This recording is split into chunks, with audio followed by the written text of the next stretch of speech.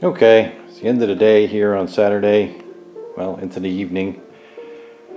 We're getting this 6.0 liter motor ready to test fire it. I'm kind of getting it ready to stick. I'm going to put it on the furniture dolly again to run it like we did last time. So I had to put the old Commodore motor mounts on it because they have nice big holes in them so that you can put a big bolt into a piece of wood or something like that to hold it in one place. The only problem is I wanted to try the headers out. I mean, we could put the cast iron manifolds on, but we have headers, so we might as well try the headers. So required on both sides, we had to do some serious cutting on this old motor mount here, but it's in there.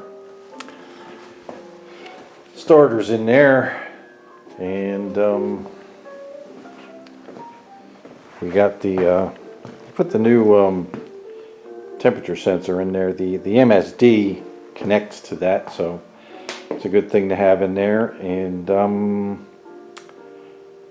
not a whole lot else to do.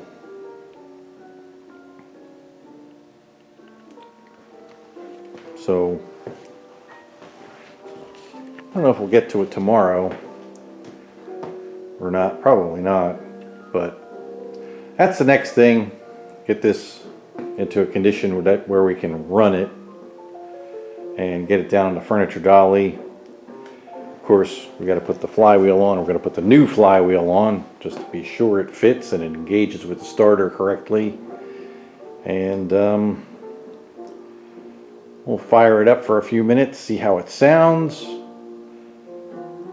Rev it up some, let it idle some, make sure there's no weird valve train noises or anything. And then we'll be 100% sure about the displacement on demand cam being okay. All right, more later. Well, not later tonight, maybe a little tomorrow.